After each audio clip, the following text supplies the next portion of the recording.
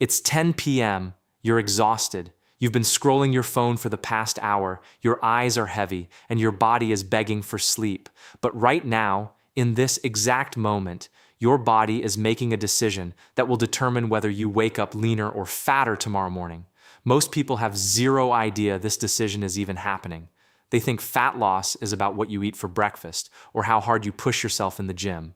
And sure, those things matter. But what if I told you the most powerful fat-burning window of your entire day has nothing to do with any of that? It happens when you're unconscious. There's a specific metabolic window between 11 p.m. and 3 a.m., and what you do in the 60 minutes before you fall asleep will either activate this fat-burning state or completely shut it down for the entire night. You could eat clean all day, you could skip dinner, you could avoid every gram of sugar, and your body will still store belly fat while you sleep if you violate one simple principle. That's what we're covering today. Stick around because once you understand the mechanism behind this, you'll never ignore your nighttime routine again. The hormone running the show. Everything comes down to one hormone, growth hormone. Specifically, something called the nocturnal growth hormone pulse, a biological event that happens every night during deep sleep. This is your body's built-in fat-burning program, and most people accidentally destroy it every single night. Here's how it works. Your fat cells aren't passive. They're constantly listening to hormonal signals, deciding whether to release stored energy or lock it away. Inside each fat cell, there are receptors called beta-adrenergic receptors. Think of them as your fat release switch. When growth hormone floods your system during deep sleep, it flips that switch. Your fat cells open up. Triglycerides break down into free fatty acids. Those fatty acids enter your bloodstream, and your body burns them while you're completely unconscious.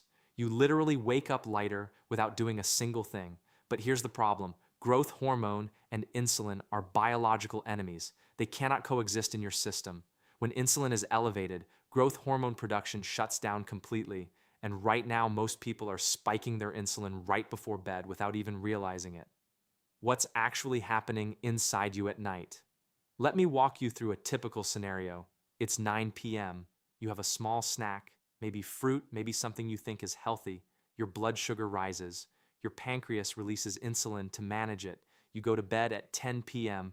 Now your pituitary gland, the master hormone gland in your brain, is scanning your bloodstream. It detects insulin, and the signal to release growth hormone never goes out. Your fat cells never receive the command to unlock. For the next 8 hours, your body stays in storage mode. You wake up, that stubborn belly fat is still there, and it has nothing to do with willpower or effort.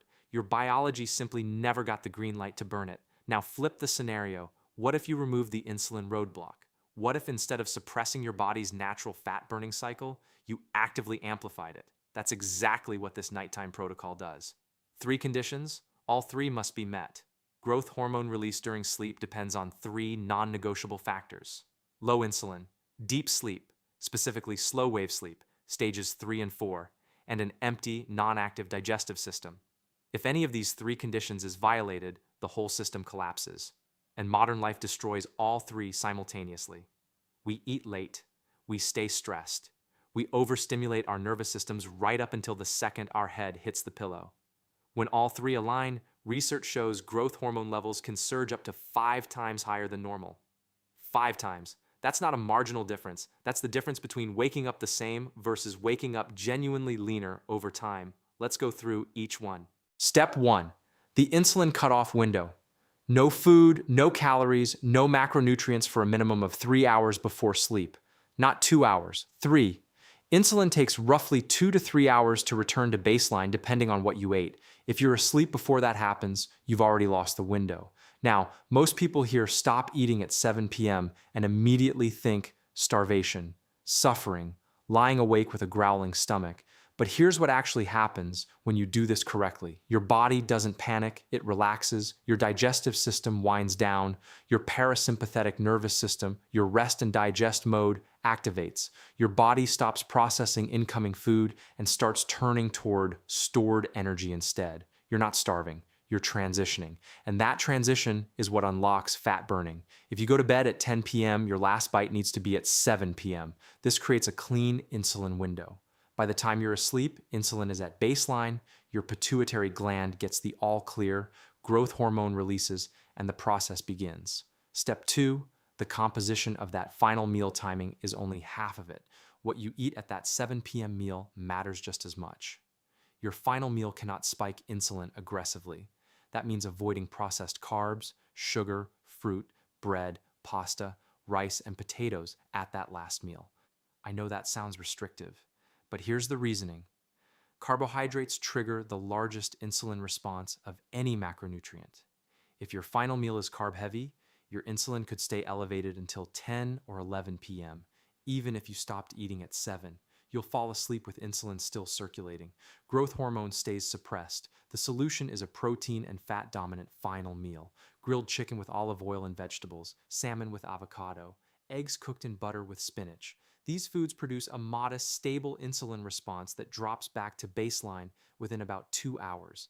And here's the part most people miss. You don't need to eat less. You need to eat smarter. A well-composed meal with adequate protein and healthy fat will keep you full and satisfied. You won't be hunting for snacks. You won't be staring at the ceiling hungry at midnight.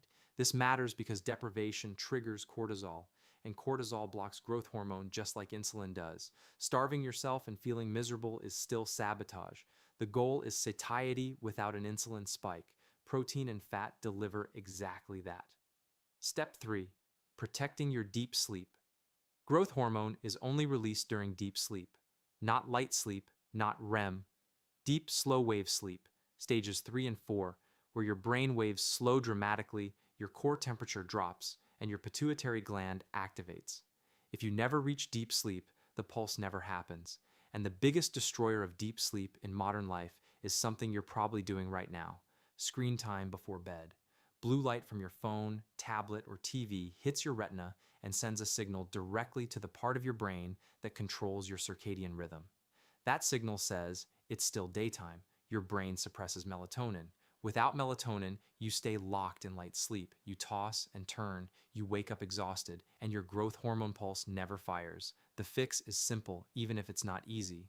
Screens off at least 30 minutes before bed. Replace that time with reading, light stretching, or just being in a dim room. Your melatonin rises naturally. You drop into deep sleep faster. The pulse happens on schedule. One more thing on sleep quality: your room temperature. Research consistently shows that a cooler room between 65 and 68 degrees Fahrenheit significantly improves deep sleep. Your core body temperature needs to drop to initiate slow-wave sleep, and a warm room fights that process directly. The complete protocol. Here's the full timeline laid out. 7 p.m., final meal, protein and fat, no processed carbs. 8 p.m., kitchen is closed, nothing else. 9 p.m., hot shower. This raises your surface temperature temporarily, and when it drops afterward, it mimics your body's natural sleep onset cooling process. 9:30 p.m., screens off, read, meditate, decompress. 10 p.m., lights out, room set to 65 to 68 degrees Fahrenheit. 11:30 p.m., deep sleep begins, growth hormone releases. Midnight to 3 a.m., peak fat burning window. 6:30 a.m., wake up leaner. No gym required for this. No calorie counting. No obsessive food tracking. Just strategic timing and biological alignment.